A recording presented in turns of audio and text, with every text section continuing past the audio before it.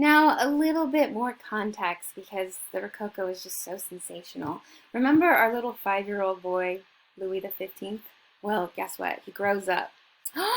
Oh, hey, Louis. This is an official portrait of him in 1748. He's about 38 years old here. And oh, well, he's all grown up and the court life that he establishes helps to feed the Rococo in both style and in behavior. There's this extravagance and sensuality of being at court with Louis and the courtiers, Louis the 15th and his courtiers. You know I like talking about fashion. It's all about tight corsets, and guess what? Tight corsets were reserved for the highest ranking ladies. It restricted eating and drinking and breathing and raising of your arms, and so you had to be extremely rich in order to be able to survive on these extremely tight-waisted corsets because you had the luxury of enough food no matter what. And you didn't have to worry about breathing because you could always faint onto a couch and have your attendance. And then your arms were restricted because of the way that the straps were held on your corset, that you really didn't get a lot of movement up. And what we see in skeletons of nobility, French noble women at this time, is really underdeveloped arm, specifically shoulder muscles, because they couldn't do this. I know, it's crazy.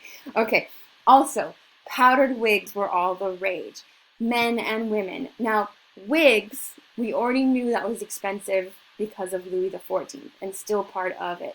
But powdering them, it serves several functions. One, powdered wigs helps to soak up all the greasy oil and grit because remember, we're not taking baths very often.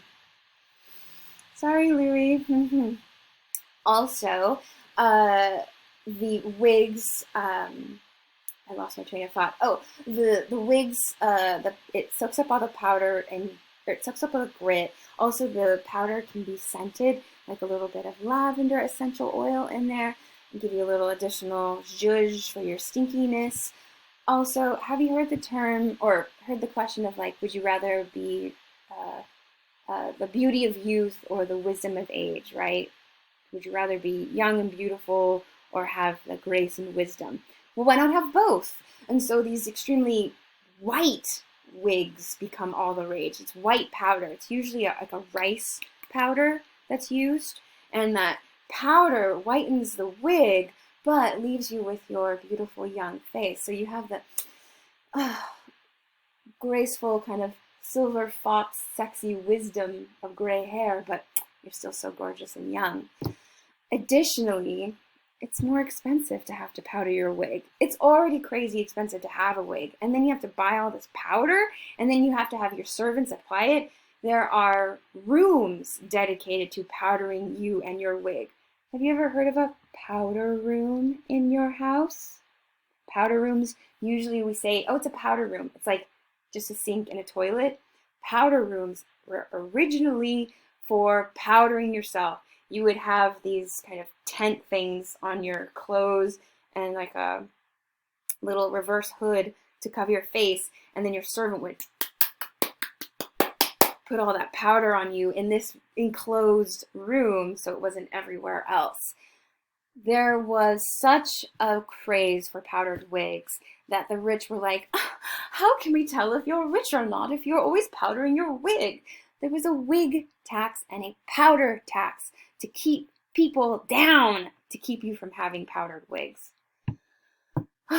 Cosmetics. Men and women both wore makeup, and you would want to kind of exaggerate your eyebrows, like Louis is doing here, and your lips, a little rouge on your lips and your face, and powder your face and your body to make yourself very pale, especially for women. You would want to exaggerate how delicate and pure-blooded you were. I don't go outside and work outdoors. I have servants for that. In fact, you would, women, use kind of like a blue eyeliner pen, and you would trace blue veins on your neck and down your throat to say like, oh, I'm so pale, you can see my blue blood, my noble blood. Oh, and everybody's drunk because guess what? Champagne was invented right before the Rococo. In 1697, a Dominican monk named Pierre Parignon figured out, by accident, that this bubbly wine had too much sugar in it and it's really yummy.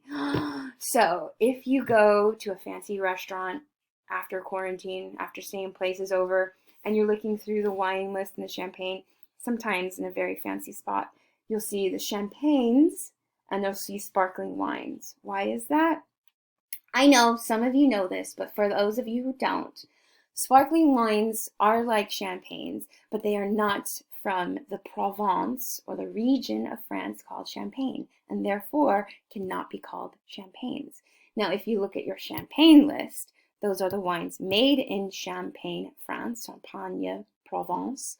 And in addition to that, if you look on the list, you might see a very expensive champagne called Dom Perignon.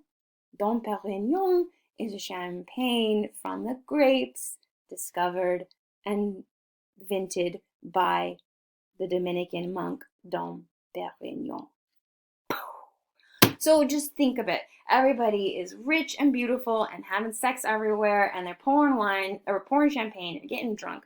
Miss Cortez, you keep on saying having sex. Is this true? Yes. Louis is one of the worst and the best. I kind of think he's cute. Whatever. Louis had multiple affairs, multiple mistresses. For a time, his favored and most influential mistress was Madame du Pompadour.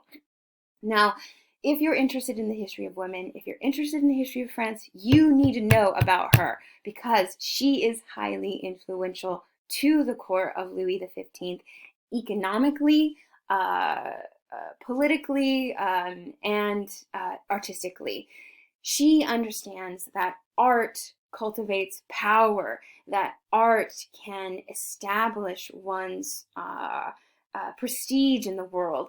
And it's really through Madame de Pompadour that we see royal funding for these building projects and paintings and sculptures and architecture all over.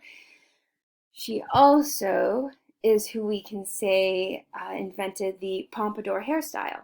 You know what a pompadour hairstyle is? I'm wearing bangs today, but I have my hair in bangs today. But pompadour is kind of like a poof, right? Men and women, you get that little pompadour. The pompadour is named after the woman who made it fashionable,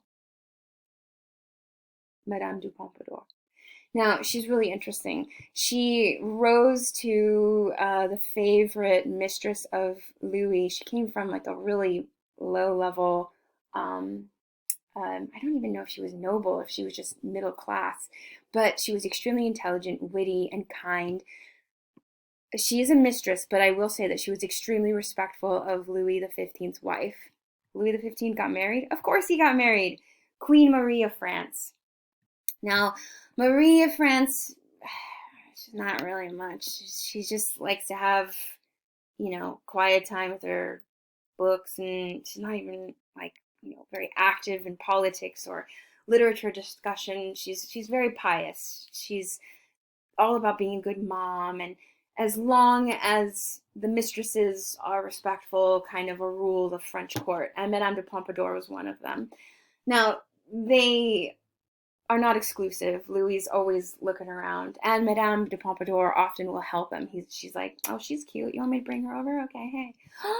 Miss Cortez, you're scandalizing me. I know. I'm trying to give you a sense of the Rococo and the decadence.